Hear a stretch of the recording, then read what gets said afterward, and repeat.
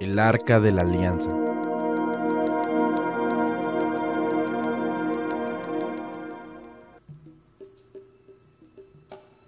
Antigua ciudad de Jerusalén.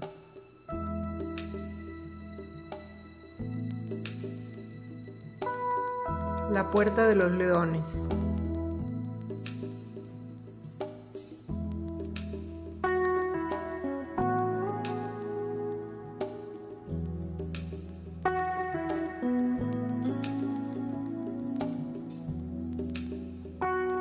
La cueva de Sedequías o canteras de Salomón.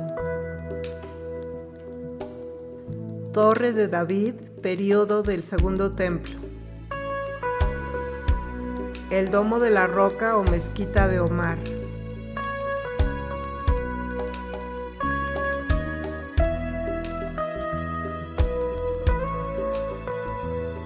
Muro occidental, período del Segundo Templo.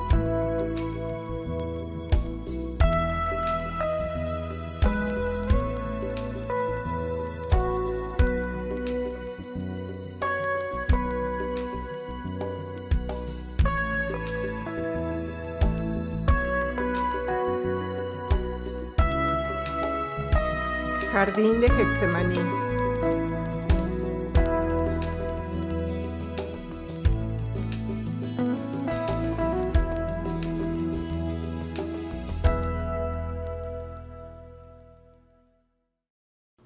Al observar un mapa antiguo de Jerusalén, podemos ver la iglesia del Santo Sepulcro, situada bien adentro de las murallas de la ciudad. Este es el sitio tradicional católico ortodoxo griego de la crucifixión y entierro de Jesús. El sitio para la iglesia fue elegido en el siglo IV por el emperador romano Constantino, autoproclamado psíquico por Helena, su madre, quien se sintió atraído por el lugar debido a que el templo de Venus estuvo ahí.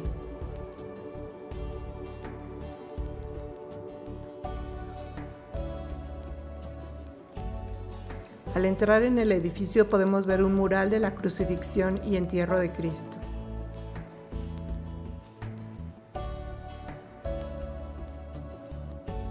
Al entrar en la rotonda podemos mirar hacia arriba para ver la cúpula con los rayos del sol en el techo.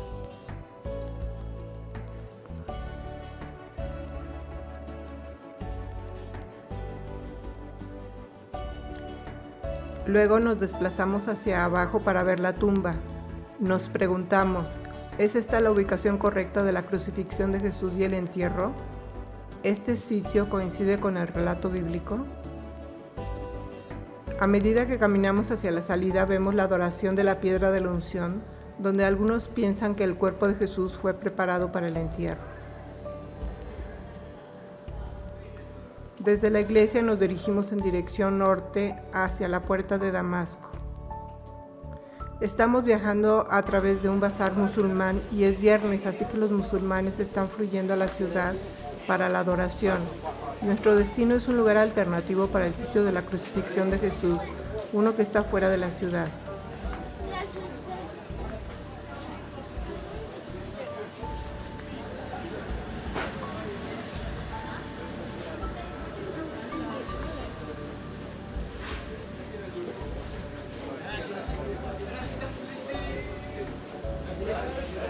Juan capítulo 19-20 dice, porque el lugar donde Jesús fue crucificado estaba cerca de la ciudad.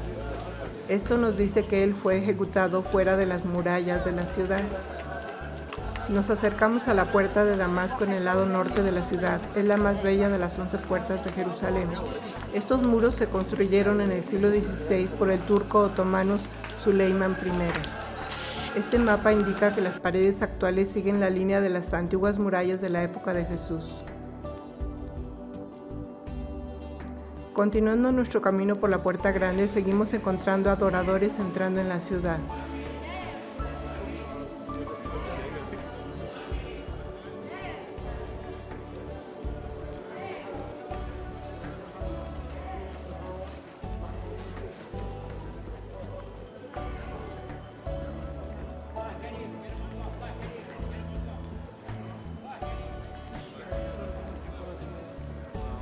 Podemos ver la estructura ornamentada de las paredes y al mirar hacia abajo, aún hoy en día puede verse la base de las paredes hechas a partir del 31 después de Cristo.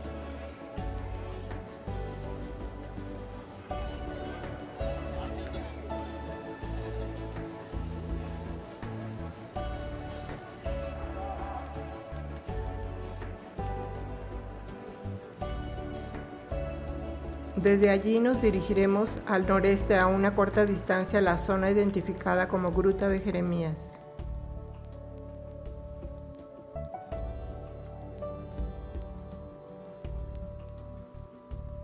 Es ahí donde podemos ver el lugar de la calavera que fue descubierto a finales del siglo XIX. Estamos caminando solo una corta distancia al norte a lo largo de la calle Nablus.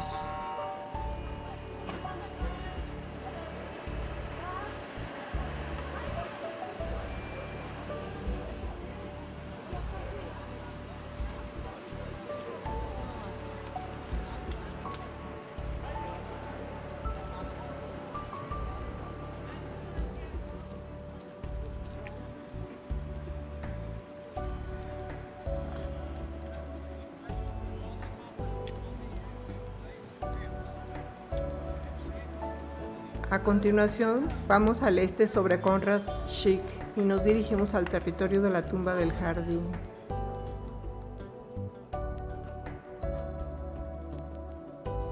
Y él, cargando su cruz, salió al lugar llamado de la calavera, y en hebreo Gólgota, y allí le crucificaron. Juan 19:17.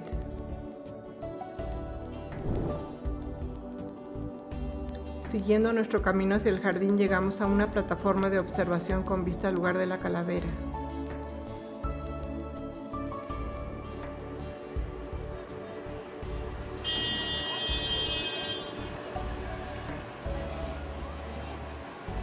Podemos ver las dos cuencas de los ojos y la nariz.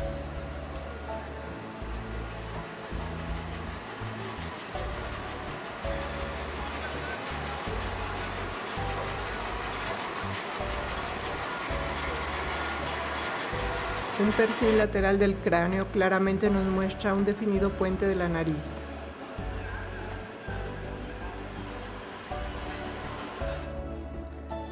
Regresamos a la zona del jardín, y en el lugar donde había sido crucificado había un huerto, y en el huerto un sepulcro nuevo, en el cual aún no había sido puesto ninguno. Juan 19:41. Hay evidencia de que esta área había sido un jardín en la época de Jesús. Aquí vemos este lagar antiguo, que es el tercero más grande en la zona de Jerusalén. Sin lugar a dudas, debe haber estado un viñedo en esta área. Otro elemento que indica que esta área era un jardín en los tiempos bíblicos es esta antigua cisterna de la época precristiana, capaz de contener 250,000 galones de agua. La profundidad de la cisterna es de 31 pies, su ancho de 29 pies y su longitud de 65 pies.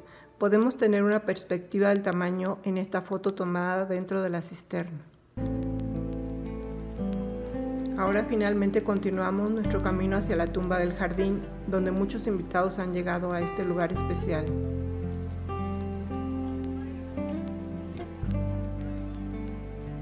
La tumba fue descubierta en 1867, después fue hecha una extensa investigación en 1883 por el general Charles Gordon, que la asoció con el lugar de la calavera y el área de la crucifixión de Jesús. Se nos dice en la Biblia que José de Arimatea era un hombre rico y por lo tanto podemos esperar que la tumba que había construido sería muy extravagante y grande. Hay varias cruces antiguas asociadas con la tumba. La cruz más grande está a la derecha de la tumba y fue cortada de la escarpa. A la izquierda de la entrada de la tumba hay una sencilla cruz de anclaje.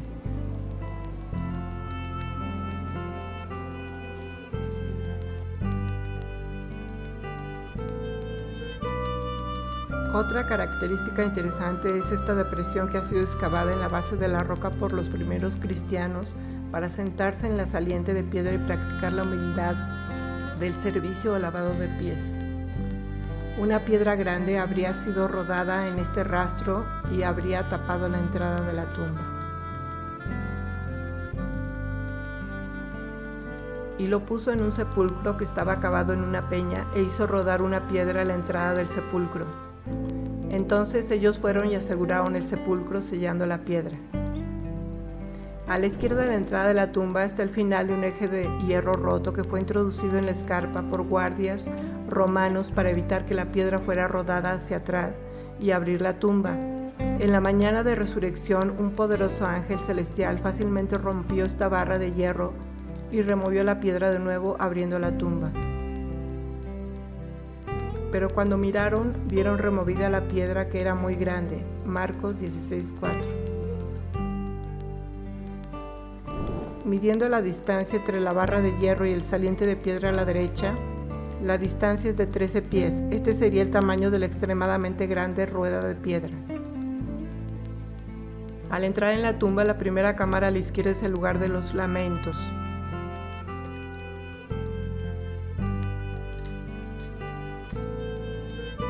Al mirar a la derecha podemos ver una cripta que ha sido usada. La zona de los pies fue cortada, alargando el espacio para el entierro.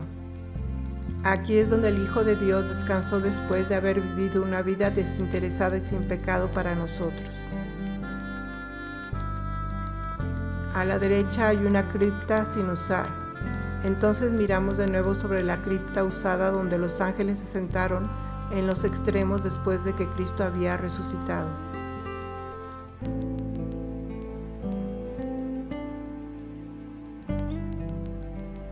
Jesús ha resucitado. Él es nuestro sustituto y redentor. Alabado sea el Señor. Y en el lugar donde había sido crucificado había un huerto, y en el huerto un sepulcro nuevo, en el cual aún no había sido puesto ninguno. Juan 19:41.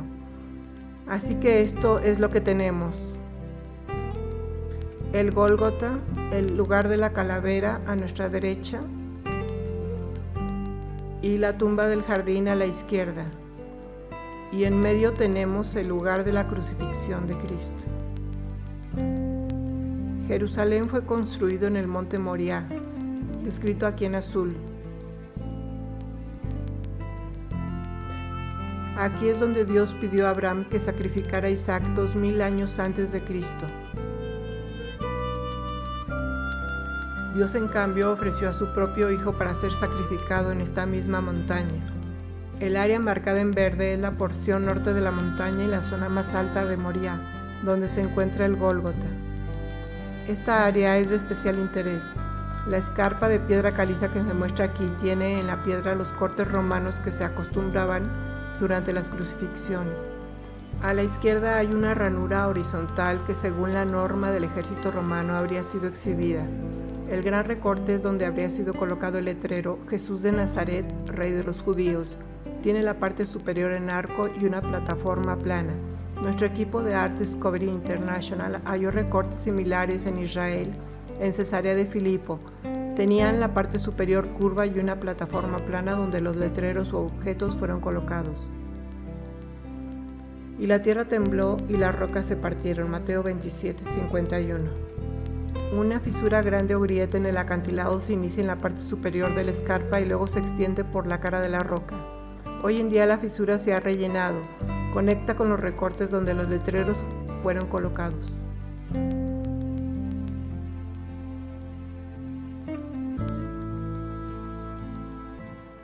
A continuación presentamos el material más importante del mundo, el descubrimiento del Arca de la Alianza y las pruebas que contiene. Si bien las fotografías de este hallazgo no se mostrarán hoy, sí tenemos el testimonio fiel de Ron Wyatt, cuya credibilidad se estableció a través de otros descubrimientos que ya hemos visto hasta ahora.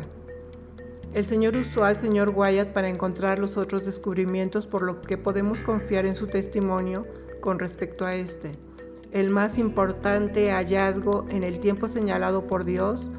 Todos vamos a ver este increíble descubrimiento. Este es Ron Wyatt y el Arca de la Alianza. Yo había tenido una experiencia poco común. El Señor me había ayudado a encontrar los restos del Arca de Noé. Él me ayudó a encontrar los restos de las partes de los carros de Egipto y las piezas de a caballo y los utensilios de la gente en el Mar Rojo, en el Golfo de Aqaba. Y yo había ido a Oriente Medio con mis hijos y nos habíamos entrenado en buceo con escafandra, e íbamos a conseguir algunas de las partes de los carros. En mi descuido, el sol me quemó hasta el punto que mis piernas y mis pies se hincharon y todo esto. Y no pude usar mi equipo de buceo.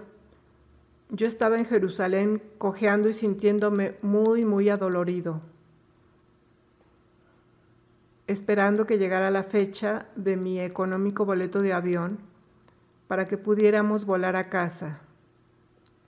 No teníamos el dinero para cambiar el boleto.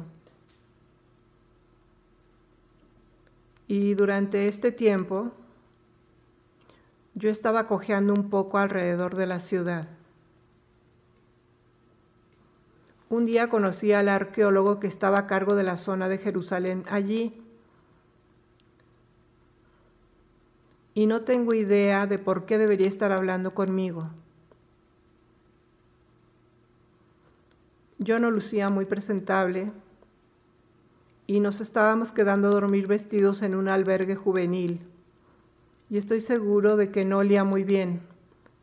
Tal vez tuve la suerte de que él se encontraba contra el viento o algo así. Nos enfrascamos en una conversación y le conté lo del arca de Noé y le expliqué cómo se construyeron las pirámides y eso pareció llamar su atención. Así que dijo, he estado haciendo algo de investigación a lo largo de este acantilado aquí. ¿Te importa venir conmigo y darle una mirada y ver qué te parece? Así que me encontré caminando y estas eran ruinas romanas y restos. Y de pronto mi mano izquierda señaló un mugriento agujero en la roca donde había basura, 2 gatos muertos, digamos, cosas desagradables.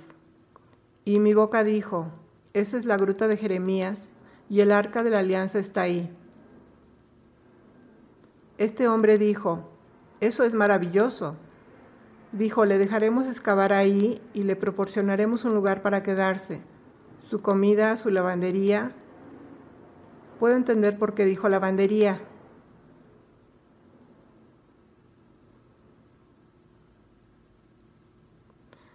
Pero yo no podía entender a una persona judía siendo tan generosa. Eso no es su naturaleza. Me quedé de piedra porque yo no había estado pensando en el arca de la alianza en lo absoluto. Ya sabe, estaba preguntándome por qué no habíamos sido capaces de obtener algunas ruedas de los carros. Saben, yo oro por todo. Lo hice en ese entonces también. Yo sabía que tenía que estar ahí, pero para lo que yo pensaba que tenía que estar ahí, no era para lo que tenía que estar ahí. De todos modos, la fecha de nuestro boleto de avión finalmente llegó y fue la mañana siguiente, después que tuvimos esta conversación, o después que tuve la conversación con este hombre. Así que le dije, eso está muy bien, regresaré y haré eso. Ahora tenía que ir a casa y hacer algunos preparativos. Así que me fui a casa preguntándome por qué sería posible que el arca de la alianza estuviera en ese lugar. Leí en el capítulo 25 de Segunda de Reyes donde dice que toda la ciudad estaba rodeada por un muro de asedio. Así me persuadí de que el arca del pacto estaba en ese lugar. Porque sabía que alguna fuerza sobrenatural había utilizado mi brazo y mi voz. Cuando sucedió por primera vez no sabía cuál era esa fuerza y se nos instruye para juzgar a los espíritus para ver si son de Dios.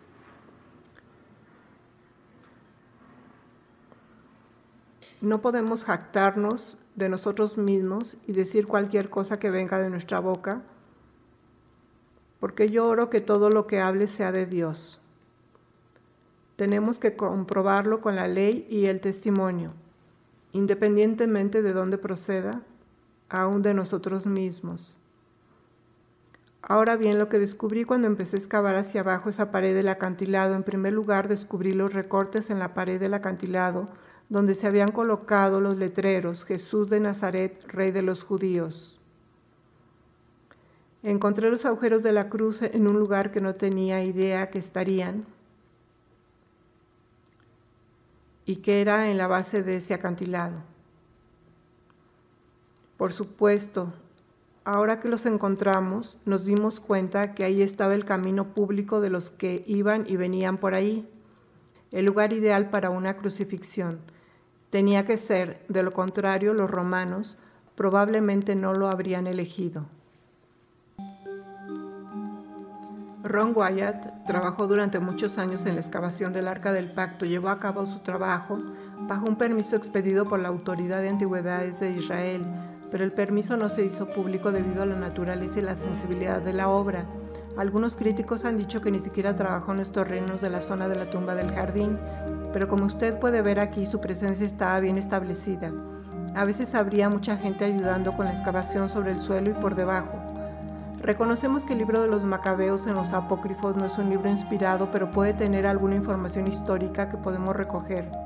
Aquí dice: ahí Jeremías encontró una caverna, metió en ella el arca, el toldo que la cubría y el altar del incienso, y luego tapó la entrada con piedras. Este lugar quedará secreto hasta que Dios tenga compasión de su pueblo disperso y lo reúna. Entonces el Señor mostrará de nuevo estos objetos. Segunda de Macabeos 2, del 5 al 8.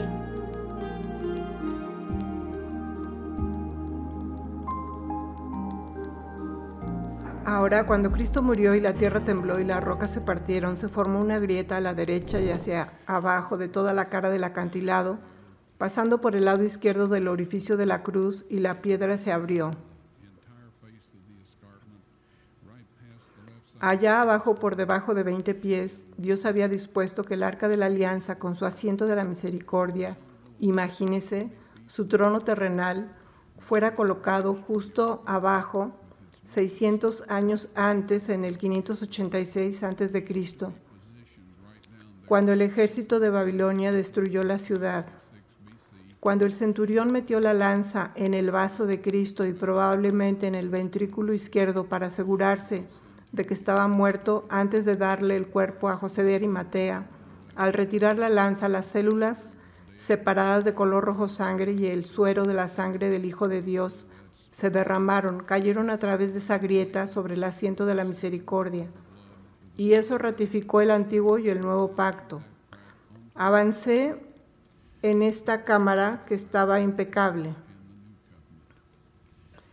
El mobiliario fue establecido en perfecto orden. El Arca de la Alianza había sido colocada contra la pared, al final de la cueva. El final de la cueva era un hermoso cristal irradiando los colores del arco iris. Sé de la nueva era y de todos los que usan el arco iris. También lo hacen los homosexuales y otros, pero Dios lo usó por primera vez. Está alrededor de su trono y está alrededor de su trono terrenal. No hay velo en esta configuración, por lo tanto es terrenal. Es el templo de Dios en la tierra o de su residencia donde una vez habitó. Cuando la encontré, había allí 4 jóvenes de pie. Y empecé a decir: ¿qué están haciendo aquí? Me quedé helado. No me podía mover, no podía respirar, no podía hacer nada. Uno de ellos dijo: somos los 4 ángeles que han estado cuidando el arca desde que Moisés puso las tablas de piedra en ella.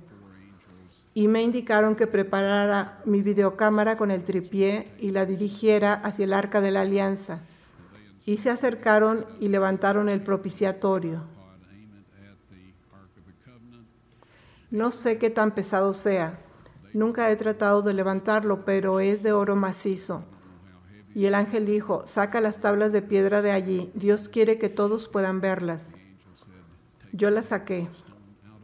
Pusieron el asiento de la misericordia de nuevo sobre el Arca de la Alianza. Yo retrocedí un poco y el ángel vino y tomó las tablas de piedra y las puso en una saliente de roca dentro de la cámara. Y luego me dio instrucciones para tomar una muestra de sangre del asiento de la misericordia y hacerla analizar, y yo hice todo lo que el ángel me dijo que hiciera. Siendo breve, la sangre seca es sangre muerta.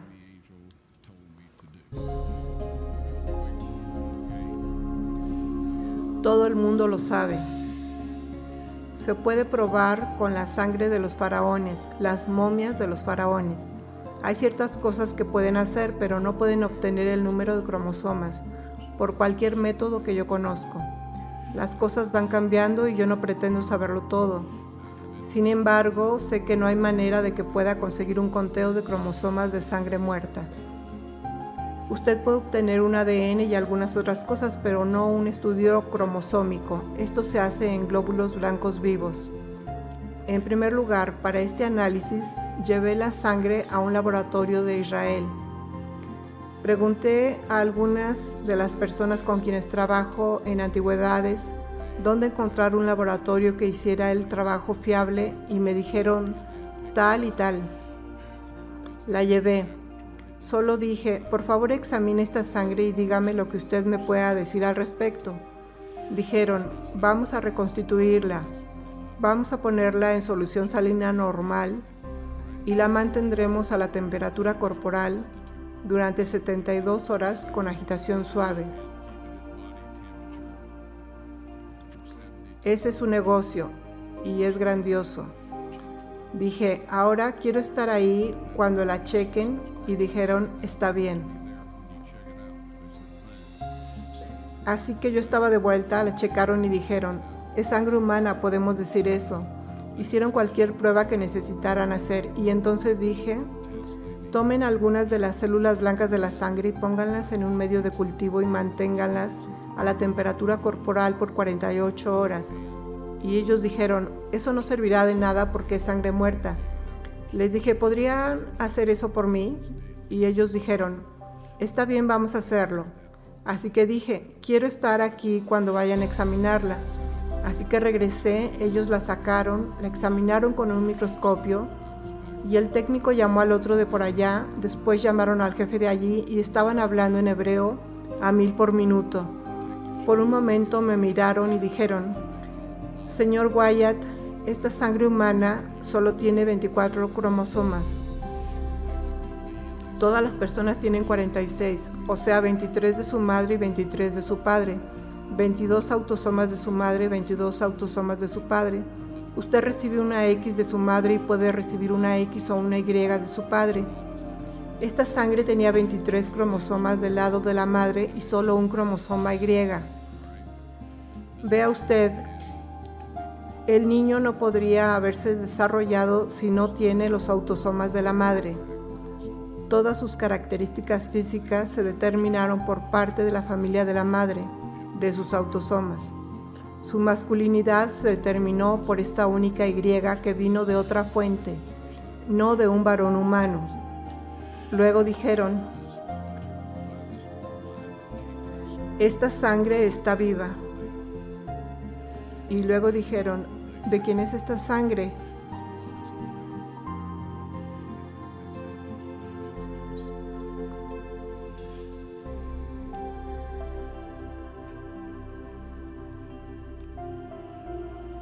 Les dije, esta es la sangre de su Mesías.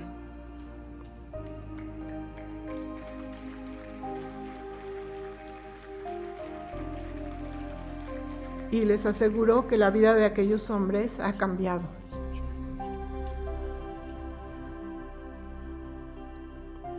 La sangre de Jesús brotó de su costado, una corriente carmesí sobre las rocas de abajo y sobre el propiciatorio del arca del pacto, ratificando el antiguo y el nuevo pacto.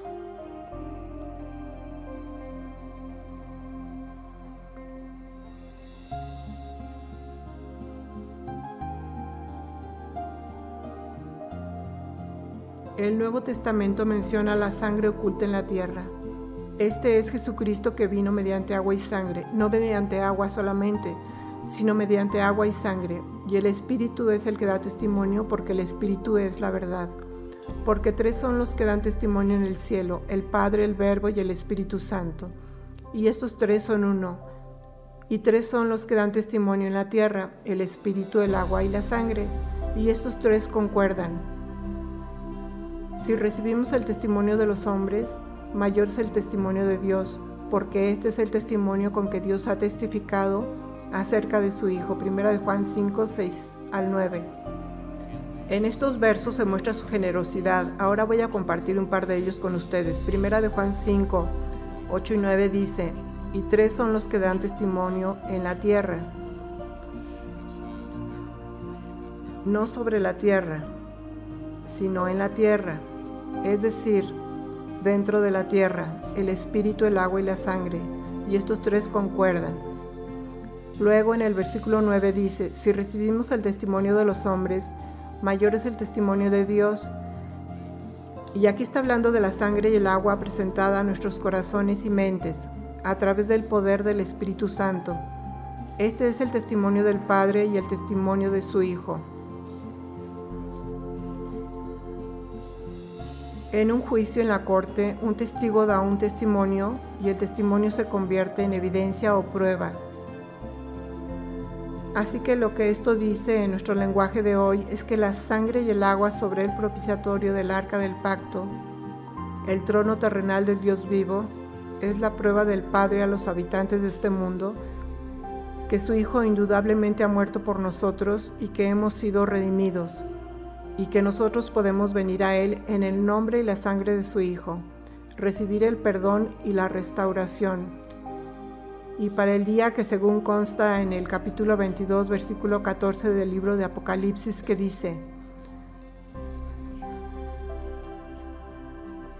bienaventurados los que lavan sus ropas para tener derecho al árbol de la vida y para entrar por las puertas en la ciudad. El pago, queridos amigos, se ha hecho y en el tiempo señalado por Dios, ustedes serán capaces de ver la prueba por sí mismos. Creo que el arca de la alianza va a quedarse donde está toda la eternidad. Es la prueba de Dios, Padre, a los habitantes de esta tierra de que su Hijo murió por nosotros. Hay algunas cosas que van a suceder en el futuro que involucrará a 144,000 para llegar a ver eso. Esto no está de acuerdo con un montón de historias de la gente sobre el milenio y todo. Amigos, voy a tener que decirles esto, nada va a pasar como la mayoría lo piensa. La Biblia dice, no corras tras la multitud para hacer el mal. Dice, ancha es la puerta y espacioso el camino que lleva a la perdición, y muchos son los que entran por ella, porque estrecha es la puerta y angosto el camino que lleva a la vida, y pocos son los que la hallan. Así que todas estas doctrinas sobre el milenio y todas estas cosas son fábulas. No va a suceder de esa manera. Tenemos que ir al Padre en el nombre y la sangre de su Hijo, pedir perdón y restauración a su semejanza. Lea la versión King James de la Biblia a menudo con entusiasmo y con oración, y Dios les revelará lo que necesitan saber para estar listos. Pero no creo que únicamente salgan a la luz las tablas de piedra y el video.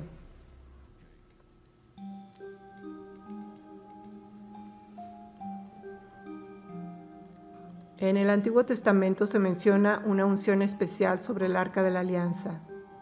70 semanas están terminadas sobre tu pueblo y sobre tu santa ciudad para terminar la prevaricación y poner fin al pecado y expiar la iniquidad, para traer la justicia perdurable y sellar la visión y la profecía, y ungir al Santo de los Santos, Daniel 9:24. Ungir al Santo de los Santos es la clave aquí. La sustancia de la unción final es la sangre de Jesús. El lugar santísimo es el asiento de la misericordia o la parte superior del arca de la alianza. El lugar santísimo del tabernáculo fue llamado así porque el Santísimo moraba en dicho lugar. La sangre de Jesús ungió el lugar santísimo, justo como se predijo en esta profecía. Él nos amó y envió a su Hijo en propiciación por nuestros pecados. 1 de Juan 4:10. La antigua palabra propiciación en inglés significa asiento de la misericordia. Jesús es esa propiciación. Por su sangre sobre el propiciatorio, hoy tenemos misericordia y perdón de pecados. Su vida sin pecado está representada por esa sangre sin pecado. Tenemos misericordia y perdón si violamos la ley y luego nos arrepentimos. Tomará luego de la sangre del becerro y la rociará con su dedo hacia el propiciatorio al lado oriental. Durante cientos de años la sangre de toros y machos cabríos fue esparcida hacia el este, creando una vacante en el lado oeste del propiciatorio. Dios estaba planeando que la sangre de su Hijo fuera derramada en el lado vacante al oeste del asiento de la misericordia. Oh Dios, santo es tu camino. Salmo 77:13. Nuestra salvación iba a venir a través de la sangre de Jesús siendo derramada sobre el propiciatorio del arca. Este era el plan de Dios desde el principio, que la sangre de Cristo ungiera el propiciatorio del arca, con los 10 mandamientos debajo, cumpliendo así el nuevo pacto y concediendo misericordia a la humanidad. Porque hay un solo Dios y un solo mediador entre Dios y los hombres, Jesucristo hombre, el cual se dio a sí mismo en rescate por todos, de lo cual se dio testimonio a su debido tiempo. 1 de Timoteo 2, del 5 al 6. Este es un evento futuro en el que toda la humanidad verá la evidencia irrefutable de que Jesús es el Mesías, porque la vida de la carne y la sangre está, y yo os la he dado para hacer expiación sobre el altar por vuestras almas, y la misma sangre hará expiación por las personas. Levítico 17:11. La sangre de Jesús tenía que ser derramada sobre el arca para expiar nuestros pecados. Su vida sin pecado estaba en la sangre y pagó por nuestros pecados cuando se derramó sobre el propiciatorio. El asiento de la misericordia tiene una moldura con una campana, lo que significa la vida, y una granada significando la resurrección. Esto representa a Jesús, nuestra vida y resurrección. Uno de los objetos que el señor Wyatt entregó a las autoridades de antigüedades de Israel es esta granada de marfil. Cuenta con una inscripción alrededor de su desnivel diciendo: Santidad a los sacerdotes, pertenecientes al templo del Señor Yahweh. Este es el único objeto de conocimiento público del primer templo, el templo de Salomón. Se ofrece en un sello israelí junto a una imagen del templo de Salomón. La granada de marfil se exhibe hoy en el Museo de Israel bajo custodia segura. Como cordero fue llevado al matadero, Isaías 53:7. Mas él herido fue por nuestras rebeliones, molido por nuestros pecados, Isaías 53:5. Pero estando ya presente Cristo, sumo sacerdote, Hebreos 9:11, Jesús bajó y rescató al hombre del pozo del pecado. Jesús demostró que la ley puede mantenerse a través de una conexión con el Padre Celestial. Así que sí, las tablas de piedra están fuera del arca de la alianza, están en esta cámara y en este borde hasta donde yo sé. Pero cuando Dios esté listo para que esto sea mostrado al mundo, el ángel me dijo que sería después de que la ley de la marca de la bestia sea impuesta. ¿Entiende eso? Si usted guarda la ley de Dios, tiene el sello de Dios. Si guarda la ley del hombre, y esto pasará pronto, es que si usted se niega a guardar esa ley, no podrá comprar o vender. Para que usted guarde esa ley requiere romper con la ley de Dios y tener la marca de la bestia. Pueden conocerla mejor y solo adentrarse en ella, y luego la tendrán en su mano. Grandes desastres cubrirán la tierra, que llegarán en tiempo de angustia, y la marca de la bestia. Apocalipsis 13, del 13 al 18.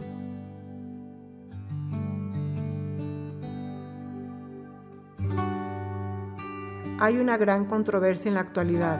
Las fuerzas de la oscuridad se rebelan contra las fuerzas de la luz en una gran batalla por nuestras almas. En un futuro próximo, esto culminará en el enfrentamiento de la marca. Aquí tenemos dos grupos identificados en dos textos durante esta legislación de la marca de la bestia. Este es el primer grupo, los perdidos. No tienen reposo de día ni de noche los que adoran a la bestia y a su imagen, ni nadie que reciba la marca de su nombre. Estas personas han recibido la marca de la bestia. El siguiente grupo son los salvados. Aquí está la paciencia de los santos, los que guardan los mandamientos de Dios y la fe de Jesús. Los salvados están obedeciendo los 10 mandamientos durante la legislación de la marca de la bestia. A través de la fe de Jesús, se ha negado a seguir la ley de la bestia y su gobierno, que va en contra de los 10 mandamientos. Ellos han permitido que el Espíritu Santo sea a cargo de sus vidas para que puedan convertirse en los vencedores y obedientes a la ley de Dios. Salid de ella, pueblo mío, para que no seáis partícipes de sus pecados, ni recibáis parte de sus plagas. Amigos, el arca de la alianza ha sido hallada, las tablas de piedra están disponibles. Cuando Dios esté listo, serán mostradas a los habitantes de esta tierra, y cada uno de ellos conocerá lo que Dios requiere de ellos.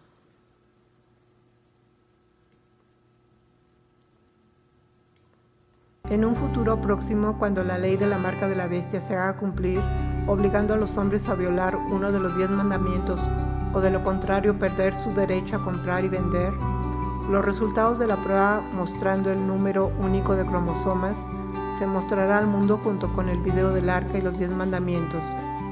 Esto concluirá la difusión del Evangelio al mundo.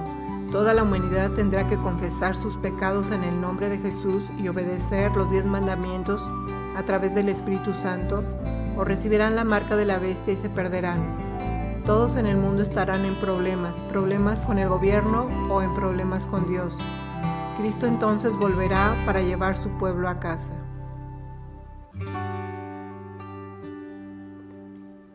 No olvidaré mi pacto ni mudaré lo que ha salido de mis labios. Salmos 89:34. Entonces el dragón se llenó de ira contra la mujer y se fue a hacer guerra contra el resto de la descendencia de ella, los que guardan los mandamientos de Dios y tienen el testimonio de Jesucristo. Apocalipsis 12:17.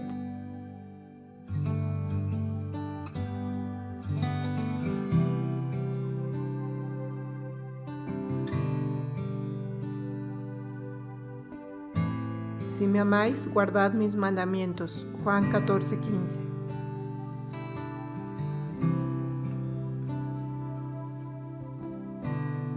Con Cristo estoy juntamente crucificado y ya no vivo yo, mas Cristo vive en mí. Y lo que vivo ahora en la carne, lo vivo en la fe del Hijo de Dios, el cual me amó y se entregó a sí mismo por mí. Gálatas 2:20.